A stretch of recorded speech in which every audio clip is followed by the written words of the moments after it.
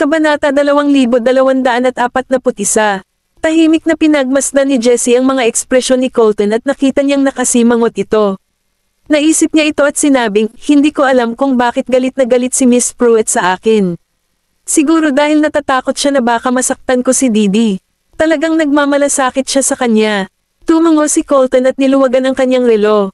Si Didi ay kanyang pamangkin, kaya lubos na makatuwiran na nagmamalasakit siya sa kanya. Napawi ang ngiti ni Jessie, pero dagdag pa niya, totoo naman, pero ngayong buntis na siya, hindi lang kay Didi ang dapat niyang pagtuunan ng pansin. Dapat din niyang alagaan ang sarili niyang anak. Natahimik si Colton sa pag-iisip. Napatingin sa kanya si Jessie. Mr. Goldman, nakikita kong gaano siya nagmamalasakit kay Didi. Ano ang mangyayari kung tumanggi si Didi sa therapy? Nag-aalala ako sa bata. Pinitik ni Colton ang kanyang relo ngunit huminto at tinaasan siya ng kilay nang marinig ang sinabi nito. Hindi mo kailangang alalahanin iyon. Focus lang sa treatment niya. May meeting ako, kaya kailangan kong pumunta ngayon. Saka siya naglakad ng hindi lumilingon. Napatingin si Jessie habang naglalakad siya palayo. Bumagsak ang mukha niya. Halatang hindi siya masaya, dahil ba sa sinabi ko. Samantala, sina Freya at Didi ay nagtatanim ng ilang halaman sa hardin. Lumuhad si Didi sa tabi ng isang flower bed at naghukay ng mga butas sa tulong ng isang maliit na pala. Hindi man siya naging masaya tulad ng dati, hindi pa rin nawawala ang interes niya sa pag-aaral. Pinuri siya ni Freya. Ang bilis mong matuto, Didi. Ngumiti din ang maid. Siya ay talagang isang matalinong batang babae. Isang marangyang sasakyan ang nakaparada sa gate. Napatingin si Freya sa taong lumabas at nagulat siya. Si Waylon iyon. Ngumiti ang dalaga at bumangon. Mr. Goldman. Inilabas ni Cameron ang kanyang ulo mula sa bintana ng kotse, tumingin sa hardin, at Ulong, hindi ba ako pwedeng pumasok? Nahihiya ako. Binuksan ni Waylon ang pinto ng kotse at tinulungan siyang makalabas. Hindi mo kailangang mahiya na makilala ang iyong magiging sister-in-law. Namula na naman ang mukha ni Cameron. Kalokohan. Hindi pa tayo close sa kasal. Kalmado siyang tumango at ngumiti. At least may nasimula na tayo. Lumapit si Freya kasama si Didi. Waylon. Nagtago si Didi sa likod ni Freya dahil akala niya ay si Waylon si Colton. Natatakot siyang tumingin sa kanya. Ngumiti si Waylon at tumingin kay Didi. Yumuko siya para tingnan si Didi. Ikaw Didi, kaya natutuwa akong makilala ka. Naglahad siya ng kamay at parang maamo. Nag-alinlangan si Didi ngunit sa wakas ay inilabas niya ang kanyang kamay. Agad niya itong binawi nang magkadikit sila, at mahigpit niyang hinawakan ang damit ni Freya. Humalaklak si Waylon at tinapik ang kanyang ulo. Mukhang nahihiya ka. Lumapit si Cameron sa kanya at Ulong, hindi siya nahihiya. Natatakot siya sa iyo. Ang batang babae ay mukhang takot na takot. Sa wakas ay napansin ni Freya si Cameron. Napakaganda niya at may magagandang katangian na may pahiwatig ng pagiging mapang-akit. Maganda at masigla ang kanyang mga mata. Mamumukod-tangi siya kahit nakabilang siya sa grupo ng mga dilag. Tumingin si Cameron sa kanyang mga mata, huminto, ngumiti, at nakipagkamay sa kanya. Hello, magandang babae. Ako si Cameron. Nagulat si Freya ngunit ngumiti bilang kagandahang loob at sinabing, hello. Nilinga ni Waylon si Cameron. Ito si Freya, ang iyong hipag. Itinulak ni Cameron ang kanyang siko sa kanyang baywang at sinabi sa pamamagitan ng nagngangalit na mga ngipin, manahimik ka. Ngumiti si Freya at hinawakan ang kamay niya. Pumasok na tayo sa loob. Kabanata 2242. Sa bahay, dinalhan sila ng katulong ng tsaa at ilang prutas. Sinulyapan ni Cameron si Didi na nakaupo sa tabi ni Freya, naalala ang mga chismis sa Black Gold, at nahulaan na ang babaeng ito ang pamangkin na pinag-uusapan nila. Napatingin siya kay Didi na nakatalikod. Ngumiti si Cameron sa kanya. Nagulat si Didi at tumingin sa baba. Tiningnan ni Cameron ang maingat na maliit na batang babae na nakapigtails at kakaibang nadama niya. Kamukha niya si Mahina noong bata siya, maliban kay Mahina ay mas matapang sa edad niya. Nagdala ng cookies ang maid. Nakita iyon ni Didi at gusto niya ng ilan ngunit hindi siya nang ahas na kunin ang mga iyon. Kinuha ni Cameron ang isa at iniabot sa kanya. Hindi kinuha ni Didi. Hinawakan ni Cameron ang kanyang maliit na kamay, tinulungan siyang hawakan ang cookie, ngumiti, at sinabing, kumain ka na. Tiningnan ni Didi ang cookie sa kanyang kamay, pagkatapos ay kay Cameron, at sinimulang kainin ito. Nanonood si Cameron habang kumakain na parang hamster na nangangagat ng sunflower seeds. Nakatingin sa kanya sina Freya at Wayland, at lalong nabigla si Freya. Mula nang magkaroon si Didi ng mga psikolohikal na isyo, hindi niya gagawin. Lumalapit sa sinuman at hindi man lang kumain ng pagkain mula sa iba. Gayunpaman, tinanggap niya ang cookie ni Cameron, kahit na itinulak ito ni Cameron sa kanyang mga kamay. Hinawakan ni Freya ang buhok ni Didi. Say thank you sa ginang. Lumipat ang mga mata ni Didi habang tahimik na sinabi, salamat. Ngumiti si Cameron at ikanaway ang kanyang kamay. Bahala ka, ang cute mo. Napatingin si Wayland sa kanya. Mahal mo ang mga bata. Na-curious siya. Lahat ng tao gustong bata. Ang cute nila. Tumango siya. Gumawa tayo ng isa. Pinandilatan siya ni Cameron at hininaan ang boses. Kaya mo yan. Gusto ko lang ang mga anak ng ibang tao. Nagbalat ng orange si Wayland at iniabot sa kanya. Kung mabuntis mo ako, ihahatid ko ito. Natigilan si Cameron. Ngumisi si Freya. Ikaw ay isang kawili-wiling tao. Nakaramdam ng hiya si Cameron. Bakit kailangan nilang pag-usapan ito sa harap ng ibang tao? Pinunasan ni Wayland ang orange juice sa kanyang mga daliri at tumangala. Freya, kailangan kitang makausap. Nagulat si Freya dahil nag-aalala siya kay Didi. Sinabi ni Cameron, huwag kang mag-alala, tutulungan kitang alagaan ang munting babaeng ito. Ngumiti si Freya, tumayo, at naglakad papunta sa hardin kasama si Wayland. Nakatayo sila sa ilalim ng puno. Napatingin si Wayland sa malaking puno. Nang lumipat sila doon, nandoon na ang puno. Nabalitaan ko na kayo ni Colton, alam ko yon. May hindi pagkakaunawaan sa inyo, pero hindi ko akalain na dahil kay Didi. Huminto siya at dahan-daang tumingin sa ibaba. Nilinggan siya ni Wayland. Si Cole ay hindi masyadong magaling mag-express ng kanyang sarili mula pa noong siya ay bata. Gagawin niya ang lahat ng gusto niya at sasabihin niya ang nasa isip niya. Malaki ang pinagbago niya nitong mga nakaraang taon. Hinawakan ni Freya ang kamay niya at tumingin sa flower bed. Alam ko, ano naman sa'yo? Pumikit siya. Ano sa tingin mo tungkol dito? Ngumiti si Freya. Hindi ko na inisip ang nararamdaman niya tungkol sa nangyari noong nakaraan. Si Didi ay nasa ilalim ng aking pangangalaga mula noong siya ay ipinanganak, at napanood ko siyang lumaki.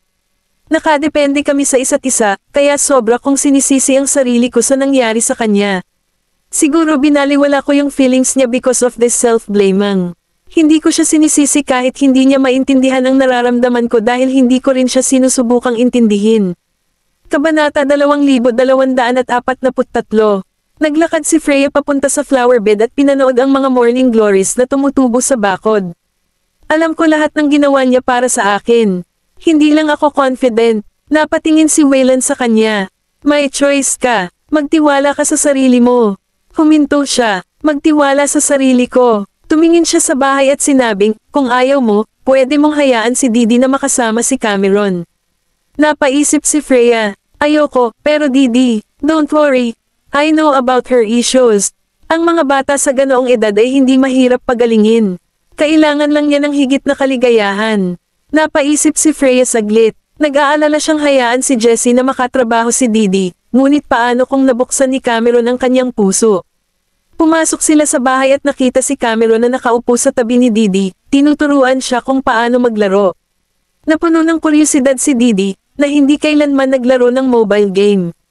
Agad siyang hinailan ito nang masanay na siya at hindi man lang narinig ng tinawag ni Freya ang pangalan niya. Hindi makapaniwala si Freya at sa wakas ay nakita niyang may katuturan ang sinabi ni Wayland. Hindi naging mahirap na mapabuti ang sitwasyon ni Didi, ngunit ginamit nila ang maling paraan. Ang kailangan ni Didi ay isang kaibigan at kaunting saya para makagambala sa kanya. Nakatuon lang si Freya sa kanyang karamdaman ngunit nakalimutan niyang kaibigan lang ang kailangan ni Didi. Nagkamali man si Didi, pumalakpak at nagpuri pa rin si Cameron. Kanya, wow, ang galing mo dito. Isang henyong gamer. Napatingin si Didi sa kanya. Tila, pagkatapos ng paghihikayat, nagkaroon siya ng kumpiyansa na magpatuloy sa paglalaro. Sa wakas ay ibinalik ni Didi ang telepono kay Cameron matapos mapansin na nakabalik na si Freya. Lumapit sa kanya si Freya at hinawakan ang ulo niya. Didi, gusto mo bang makipaglaro sa babaeng ito? Tumingin si Cameron kay Didi, puno ng pananabik ang mga mata nito.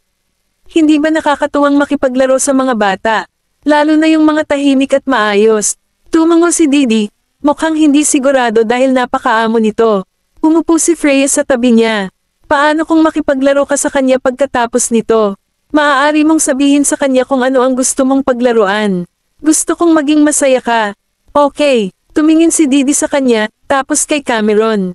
Hinawakan ni Cameron ang kanyang pinky at ikinabit ito sa kay Didi. Gusto kong makipaglaro sa iyo. Sigurado ka bang ayaw mo akong paglaruan? Malulungkot sana ako, sinabi ni Didi sa mahinang boses, pwede ko ba siyang paglaruan?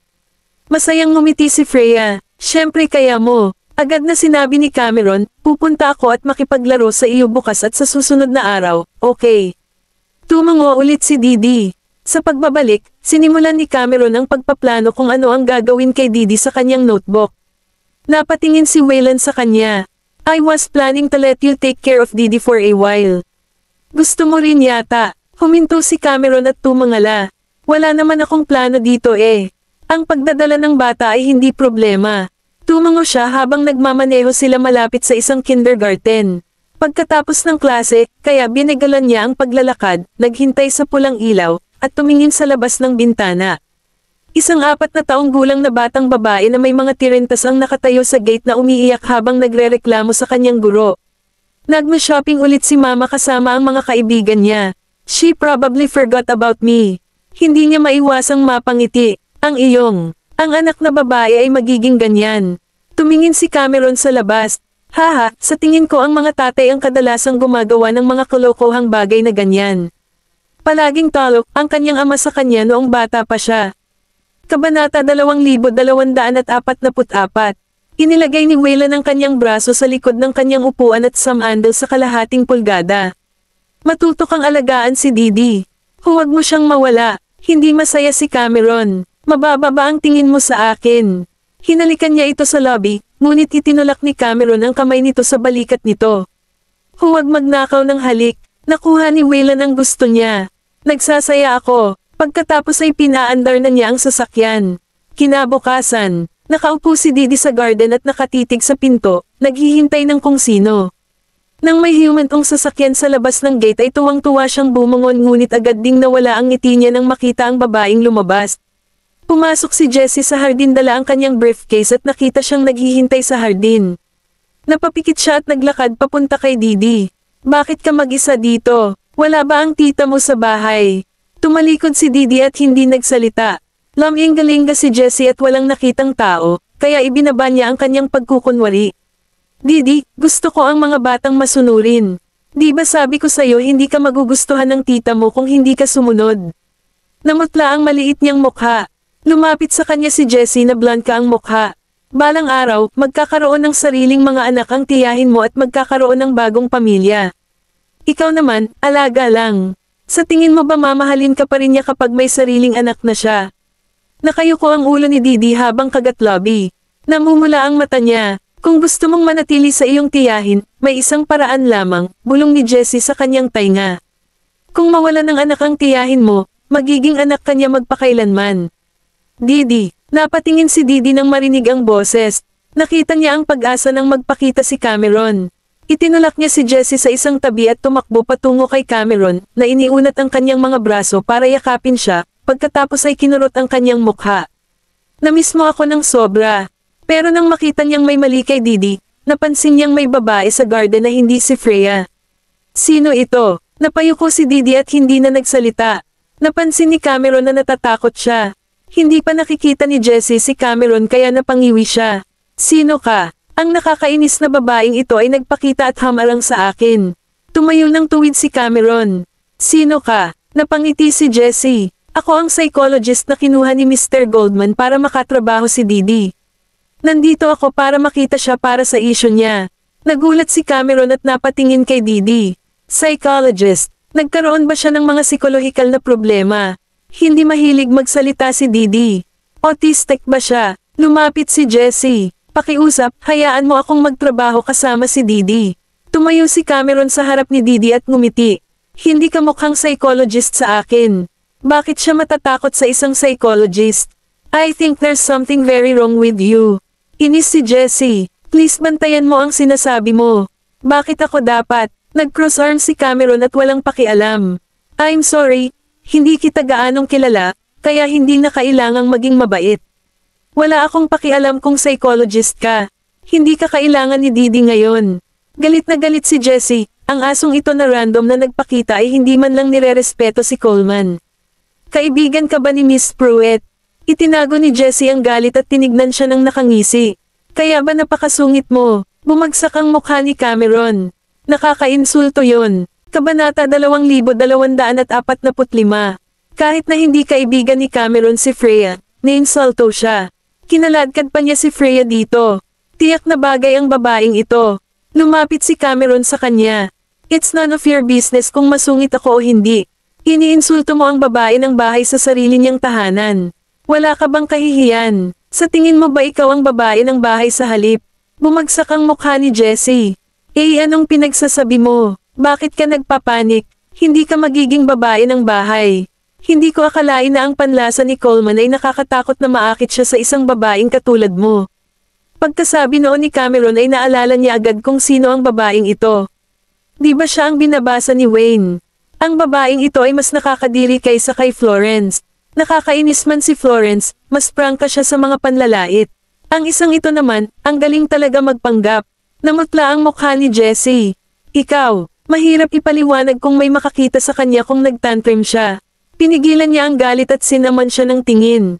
Tatandaan kita. Saka siya umalis, nakatingin si Cameron habang naglalakad siya palayo at tumatawa.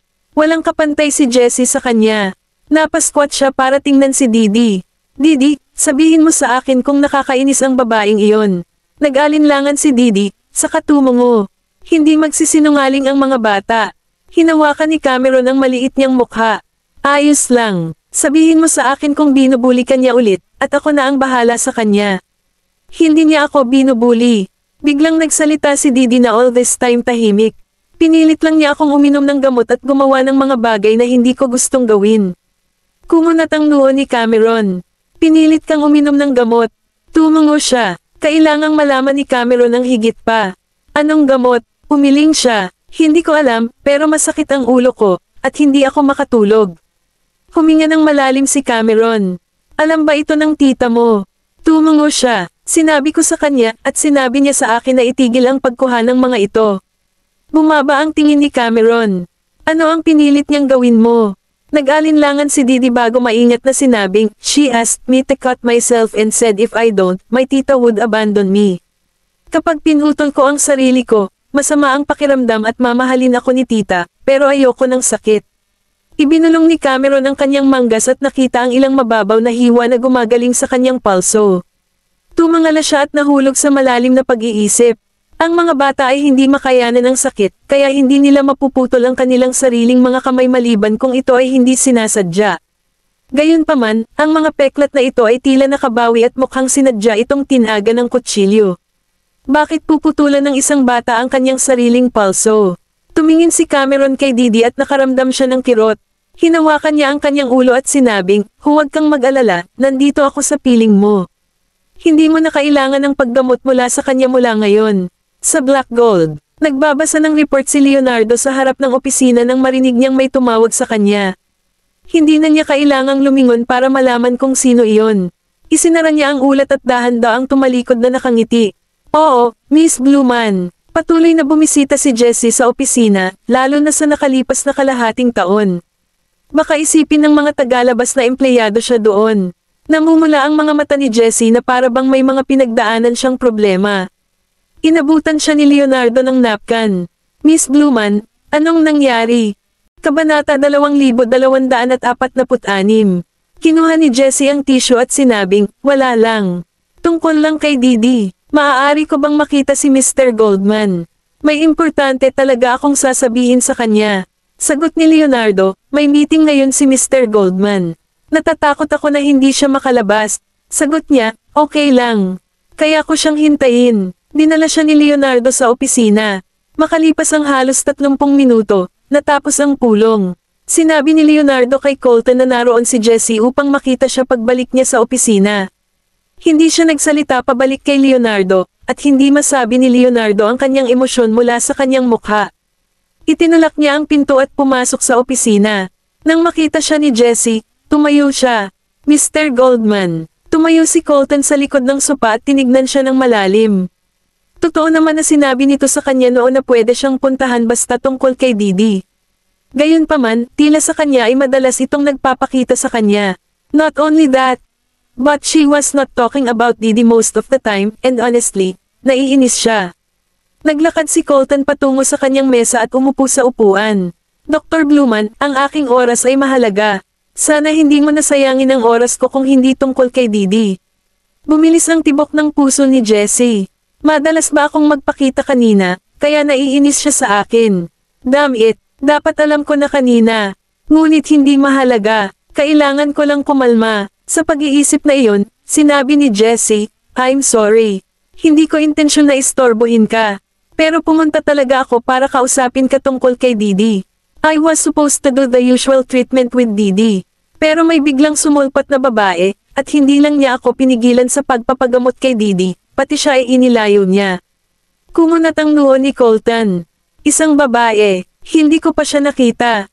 Baka kaibigan siya ni Miss Pruitt. She refused to Didi cooperate with me, and she also said that. Sumulyap si Jessie sa kanya, naglagay ng problemadong ekspresyon, at nagpatuloy. Sinabi niya na hindi kailangan ni Didi ng anumang paggamot, pero napaka-unstable ni Didi ngayon.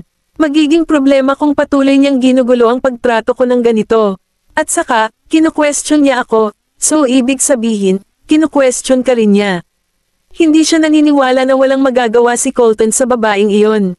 Labis na nag-aalala si Colton sa kalagayan ni Didi dahil nag-aalala siyang baka mapahamak ni Didi si Freya kapag nawalan siya ng kontrol. Kung tumanggi si Didi na makipagtulungan sa kanya sa paggamot, tiyak na hindi matutuwa si Colton tungkol dito. Natahimik ang lahat sa opisina. Makalipas ang ilang sandali, nakatanggap si Colton ng text message mula kay Freya. Pagkatapos niyang basahin ang text message, itinaas niya ang kanyang mga mata at nagtanong, kalahating taon mo nang ginagamot si Didi, di ba? Natigilan si Jessie. Oo, pinaikit niya ang kanyang mga mata, nagpatuloy siya. Kaya narito ang tanong ko, Dr. Bluman, bakit hindi bumuti ang kalagayan ni Didi pagkatapos ng kalahating taon? Natigilan si Jessie. May napansin ba siya? Ngunit paano ito posible? Mr. Goldman, naniniwala akong nasabi ko na ito sa iyo noon pa. Tumanggi si Didi na makipagtulungan sa akin at tinapik ni Colton ang kanyang daliri sa desk at pinutol siya. Tumanggi siyang makipagtulungan sa iyo. Pero bakit siya makikipagtulungan sa isang babaeng nakilala niya wala pang isang araw? Sinabi sa kanya ni Freya na inilabas ni Cameron si Didi sa pamamagitan ng text message. Sa madaling salita, ang babaeng nasagasaan ni Jessie ay si Cameron. Hindi nagpakita ng anumang pagtutol si Didi kay Cameron, ngunit tumanggi siyang makipagtulungan kay Jessie sa kanyang paggamot. Nang maisip ito ni Colton, napagtanto niya na laging nag-iingat si Freya kay Jessie sa tuwing nariyan ito. Namutla ang mukha ni Jessie habang mariin niyang ikinuyom ang kanyang kamao. Mr. Goldman, sa palagay ko ay walang mali sa aking plano sa paggamot. Sa lahat ng oras na kasama ko si Didi, I treated her like my own kid. I really hope na makaka-recover siya, at alam kong umaasa ka rin. Bata pa siya, kung hindi natin sineseryoso ang kalagayan niya, mas magiging seryoso ito paglaki niya mamaya. Kabanata 2247. Mr. Goldman, naisip mo na ba kung bakit tumanggi si Didi na makipagtulungan sa paggamot ko? Tita niya ang dahilan kung bakit niya ako nilalabanan. Abnormal ang pagiging possessive ni Didi sa kanyang tiyahin. Natatakot siyang iwan niya, at mahina ang kanyang mental na kalagayan. Kung patuloy siyang lumalaban sa paggamot ko, lalo lang siyang lalala. Natahimik si Colton. Hindi niya alam kung paano pabulaanan si Jessie. Si Jessie ay isang psychologist. Siya nga ay nag-iisip mula sa anggulo ng mga pasyente. Sa tingin ko kailangan mo munang bumalik. Nakahinga ng maluwag si Jessie at ngumiti. Sige, nang lumakad siya papunta sa pintuan, tinawag siya ni Colton at sinabing, ihihinto ko na ang paggamot kay Didi, kaya sa ngayon, hindi mo na kailangang pumunta sa Seaview Villa. Kinagat ni Jessie ang kanyang mga ngipin at sumagot, sige. Madilim ang mukha niya nang lumabas siya ng opisina. Yung mga maldita, how dare they sirain ang plano ko? Dapat ko silang turuan ng leksyon. Biglang nagring ang phone niya. Nang makita niya ang numero ng telepono, lumungkot ang mukha niya. Hindi niya alam kung bakit ayaw siyang pakawalan ng lalaking ito. Sinabi niya sa kanya na hindi sila bagay sa isa't isa, ngunit tumanggi itong makinig. Ibaba na niya ang tawag, may pumasok sa isip niya, at sumili ang malamig na ngiti sa gilid ng lobby niya. Siguro, Siya ang maaaring maging sangla na maghahatid sa aking tagumpay. Samantala, dinala ni Cameron si Didi sa zoo. Hindi pa nakakapunta si Didi sa zoo. Tumayo siya sa harap ng kulungan ng elepante at namamangha sa kanila. Naisipan ni Cameron na tulungan siyang kumuha ng litrato. Saktong pag-angat niya ng phone niya, napalingon si Didi. Pagkatapos kunan ng litrato ni Cameron, may naisip siya at nagtanong, Didi, gusto mo bang magpakuha ng litrato kasama ang mga elepante? Tumingin si Didi sa elepante na kumukuha ng damo kasama ang puno nito at tumango. Hiniling sa kanya ni Cameron na umikot ng kaunti. Matapos nasa kamera ang elepante, pinindot niya ang shutter button. Isang maliit na elepante ang lumapit sa kanyang likuran at hinawakan ang pisngi ni Didi gamit ang kanyang katawan, na ikinagulat niya. Ang pakikipag-ugnayan sa pagitan ni Didi at ng maliit na elepante ay nakunan sa isang larawan ni Cameron. Pagkatapos panoorin ng mga hayop, dinala ni Cameron si Didi para maglaro ng pirata ship at carousel. Pumunta rin sila para manood ng palabas sa circo. Hindi pa nakaramdam ng sobrang saya si Didi noon, at sumili ang ngiti sa kanyang mukha. May hawak silang ice cream cone habang naglalakad sa ilog. Lumingon si Cameron at nagtanong, nagsasaya ka ba ngayon? Tumango si Didi. Oo. Hinaplos ni Cameron ang tuktok ng kanyang buhok at ngumiti. Masaya rin ako dahil nakakalaro ko si Didi. Nag-alinlangan si Didi at maingat na nagtanong, maaari ba tayong lumabas at maglaro muli sa hinaharap? Natigilan si Cameron. Sa hinaharap, si Cameron ay hindi mananatili sa Baseburg magpakailanman, ngunit hindi niya nais na bigwan si Didi nang makita ang inaasahan sa kanyang mukha. Huwag kang mag-alala. Basta andito ako, lagi tayong makakalabas at maglaro. Total magkaibigan naman tayo ngayon diba? Tumango si Didi. Hindi siya tutol sa paghawak ni Cameron sa kanyang kamay habang masunurin siyang naglalakad sa tabi ni Cameron. Lalong nagustuhan siya ni Cameron, nakikita kung gaano siya masunurin. Gayunpaman, mas naiintindihan niya ang nararamdaman ni Didi matapos maalala ang sinabi ni Jessie. Si Didi ay isang malungkot at insecure na batang babae. Hindi man niya alam ang mga pinagdaanan niya sa nakaraan, at least, madali siyang masiyahan. Kaya lang hindi siya naglakas loob na hilingin ang bagay na gusto niya. Nang maisip ni Cameron na kailangan niyang matutong magbasa ng damdamin ng ibang tao sa murang edad, naawa siya sa kanya. Huminto si Didi sa kanyang paglalakad at umaasang tumingin sa mga batang naglalaro sa plain grass. Napansin din ito ni Cameron at nagtanong, gusto mo bang makipaglaro sa kanila? Ibinaba ni Didi ang kanyang ulo nang walang sinasabi. Hinawakan ni Cameron ang kamay niya at malumanay na sinabi, Didi, huwag kang matakot na magkaroon ng mga bagong kaibigan. Kung gusto mong maglaro, sige. May kung anong lumipad sa mga mata ni Didi nang magtanong siya sa mahinang boses, talaga. Kabanata 2248. Humalaklak si Cameron, syempre, kaya mo. Mabait kang bata, Didi. Magagawa mo lahat ng gusto mong gawin. Naglakad si Didi papunta sa grass field. May mga batang naglalaro ng soccer at nagpapalipad ng saranggola. Napuno ang hangin ng ingay ng mga bata. Huminto siya sa gilid at hindi lumapit sa kanila. Isang bola ang gamulong sa kanyang paanan. Nang ibaba ni Didi ang kanyang ulo, isang boses ang umalangaw-ngaw. Hoy, maaari mo bang tulungan kaming sipin ang bola dito? May ilang lalaki na naglalaro ng soccer. Lahat sila ay halos kasing edad niya. Sinipa ni Didi ang bola. Lumapit ang isang batang lalaki at kinuha ang bola. Nilinggan niya si Didi at binigyan siya ng malaking ngisi. Gusto mo bang sumama at makipaglaro sa amin? Natigilan si Didi. Tapos, humiling siya. Pero hindi ako marunong maglaro ng soccer. Tinapik ng bata ang kanyang dibdib at sumagot, huwag kang mag-alala, tuturuan kita. Connor, bilisan mo. Umalangaw ang boses ng isa pang batang lalaki. Nilinggan niya ang kanyang ulo at sumagot, bigyan mo ako ng sandali. Pagkatapos nun, inilahad niya ang kamay niya kay Didi. Tara na, saglit na nag-alinlangan si Didi bago iniabot ang braso para hawakan ang kamay ng bata. Dinala ng bata si Didi sa kanyang grupo at sinabing, halika, turuan natin siyang maglaro ng soccer. Naglakad si Cameron sa ilalim ng puno. Inilista niya ang kanyang kamay para harangan ang araw at tumingin sa grupo ng mga bata sa damuhan. Ngumiti siya at sinabing, hindi ko inaasahan na magkakaroon ng bagong kaibigan si Didi ng ganoon kaga. Isang figure ang lumapit sa kanya, at dali-daling ibinaling ni Cameron ang kanyang ulo. Hinubad ng lalaki ang kanyang sunglasses at tumawa.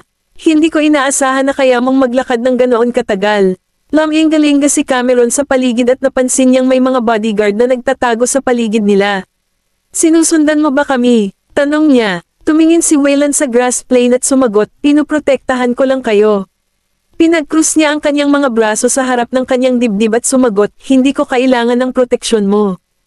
Oo, alam kong ayaw mo, sagot niya. Ngunit hindi ka taga dito, kaya nag-aalala ako na baka hindi mo sinasadyang madala si Didi sa gitna ng ilang. Itinalak ni Cameron ang kanyang dibdib gamit ang kanyang siko. Mababa ba ang tingin mo sa akin? Ano ako? Isang tatlong taong gulang na bata. Paano ako naligaw dito? Humalaklak si Wayland at iniikot ang daliri sa buhok niya. Nagkaroon ka ba ng magandang oras? Tumingin siya kay Didi at sumagot, at least si Didi ay nagsasaya. Nawala ang tawa niya mula sa itaas habang sinabi niya, alam mo ba kung ano ang hitsura mo ngayon? Natigilan si Cameron at inikot ang ulo para tignan siya ng nalilito. Ano na ang itsura ko ngayon? Inabot ni Wayland ang nalaglag na dahon sa ibabaw ng kanyang ulo at sumagot, para kang isang ina na nagbabantay sa kanyang anak habang nakikipaglaro siya sa kanyang mga kaibigan. Dahil sa galit, tinapakan ni Cameron ang kanyang mga paa.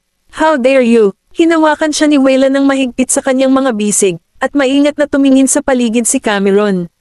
Sinubukan niyang itulak siya palayo ngunit wala siyang nagawa. Bitawan mo ako, napakaraming tao dito, hindi ka ba mahihiya? Diniinan niya ito ng mahigpit sa dibdib at ngumisi. Ngayon hindi ka na nila makikita. Natigilan si Cameron. Sa sumunod na segundo, umungol si Wayland at sumirit sa sakit. Sa pagkuha ng kanyang pagkakataon, kumawala si Cameron sa kanyang mga braso. Pinasadahan ni Wayland ang kanyang daliri sa bahagi ng kanyang dibdib na kinagat ni Cameron at nagtanong, paano mo ako kagatin doon? Karapat-dapat ka. Ngumuso si Cameron at tumalikod na para umalis. Napatingin si Wayland sa kanyang figure. Nang makita niyang namula ang mga tenga nito sa gilid, nagpa siyang patawarin siya. Gabi na lang nagpaalam si Didi sa kaibigan. Naghihintay si Cameron sa kanya sa harap ng sasakyan. Matapos tumakbo si Didi papunta sa kanya, hinawakan siya nito sa kanyang mga braso. Paano ito? Naging masaya ka ba? Tumawa si Didi. Oo. Tinulungan siya ni Cameron na buksan ang pinto at sinabing, tara na. Dapat umuwi na tayo ngayon. Nang pumasok si Didi sa sasakyan at nakita si Wayland, natigilan siya, at natahimik ang mga galaw niya. Napansin ni Cameron ang reaksyon niya pagkasakay sa sasakyan at pinandilatan si Wayland. Isang mapait na ngiti ang pinakawalan ni Wayland at sinabing, hindi ko kasalanan. Ang taong kinatatakutan ni Didi ay hindi siya kundi si Colton. Kaya lang pareho silang magkamukha. Kabanata 2249. Inilagay ni Cameron si Didi sa kanyang kandangan. Bakit ba takot na takot ka sa tito na ito? Hindi mo kailangang matakot sa kanya. Hindi siya kumakain ng tao. Napapikit si Wayland nang tawagin siyang tito ni Cameron. Sinabi ni Didi sa mahinang boses, hindi ako gusto ng tiyuhin ko. Alam ni Cameron na kapatid ni Wayland ang tinutukoy niya. Hinawakan niya ang kanyang kamay at nagtanong, kung gayon, maaari mo bang sabihin sa akin kung bakit ayaw sa iyo ng tiyuhin na iyon? Matagal siyang naghintay, ngunit tumanggi si Didi na ibuka ang kanyang bibig.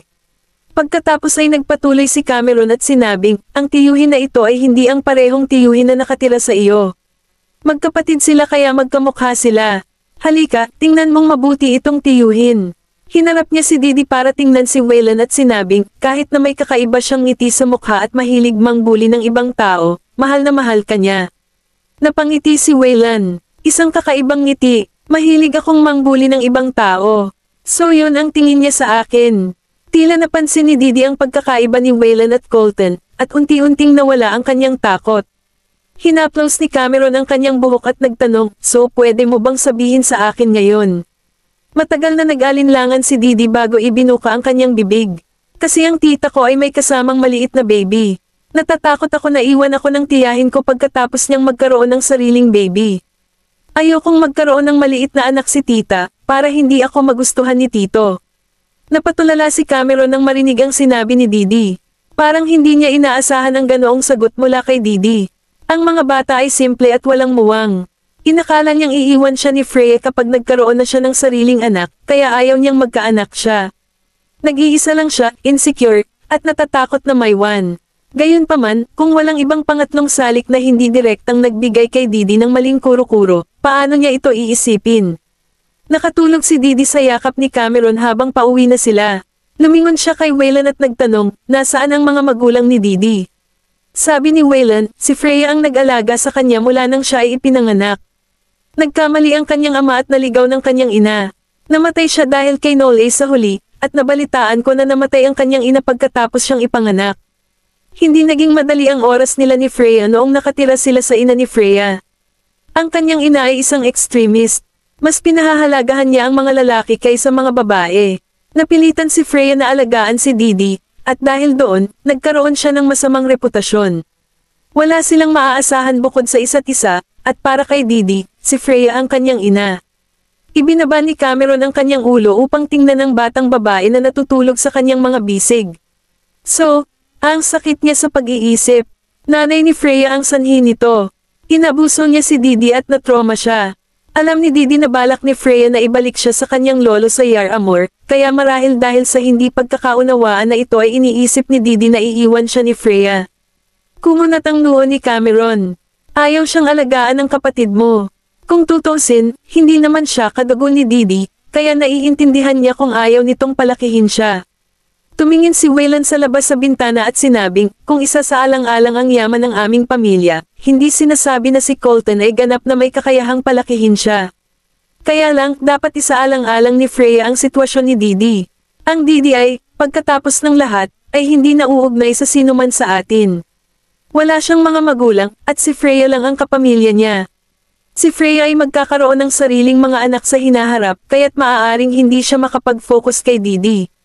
At, saka, pagkatapos magsimulang pumasok si Didi sa paaralan, malalantad siya sa labas ng mundo at maaaring hindi niya mahawakan ng mga chismis at batikos na ibinabato sa kanya. Natahimik si Cameron. Isinasaalang-alang ni Freya ang kinabukasan ni Didi, ngunit ayaw umalis ni Didi sa tabi ng kanyang tiyahin. Si Didi ay hindi nag-aaral sa kindergarten sa edad na ito dahil siya ay may psikolohikal na hamon. Siya ay insecure at sensitibo, tulad ng isang marupok na manika ng porselana. Kabanata 2250. Kung hindi makaget over o tanggapin ni Didi, masisira siya ng chismis at batikos. Ang pinakamasamang bagay sa mundong ito ay mga chismis. Kung wala silang gagawin tungkol dito, maaaring maapektuhan si Didi at mahulog sa maling landas sa hinaharap. Dahan-daang ibinuka ni Cameron ang kanyang mga lobby at sinabing, hindi ko hahayaang mangyari iyon kay Didi. Mabait siyang bata. Hindi siya dapat husgahan dahil sa isang pagkakamali. At saka, hindi niya mapipili ang sarili niyang mga magulang, kaya bakit niya pabatain ang mga pagkakamaling hindi naman sa kanya. At tungkol doon sa psychologist na kinuha ng kapatid mo, tinuruan niya si Didi na saktan ang sarili. I think that psychologist is the one with mental illness. Kumunat ang noo ni Waylon, seryoso. Nagpa-background check siya kay Jessie. Siya nga ay nanggaling sa parehong paaralan ni na Daisy at Colton, kaya dapat siya ang tunay na pakikitungo. Bukod, siya ay isang tunay na psychologist na may mga medikal na kredensyal. Nasa kanyang universidad ang lahat ng kanyang mga record at pangalan, at hindi siya kailanman lumabag sa anumang mga patakaran sa kanyang pag-aaral. Ang kanyang pagkakakilanlan ay totoo. Tungkol naman sa personalidad nito, hindi niya nasuri iyon. Ipinapalagay niya na ginawa rin ni Colton ang parehong bagay. Sinigurado lang niyang walang problema sa identity nito. Pagkatapos ng lahat, walang sino man ang tumitingin sa pribadong buhay ng isang doktor, kasama ang kanilang personalidad, kapag sila ay naghahanap ng isa. Tsaka gusto lang ni Colton na may gumamot kay Didi. Seryosong boses ni Cameron, si Didi mismo ang nagsabi sa akin yan.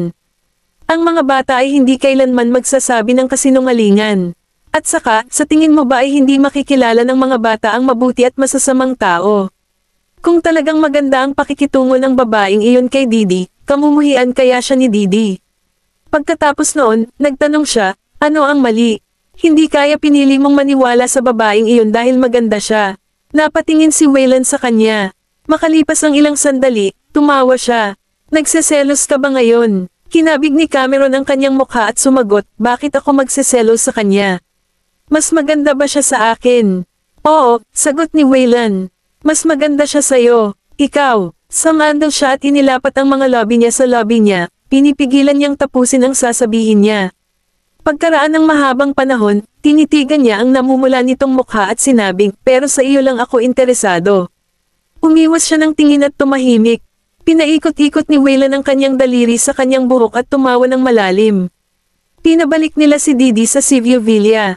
Naghihintay si Freya sa kanya sa looban, at tumakbo si Didi palapit sa kanya nang makita siya.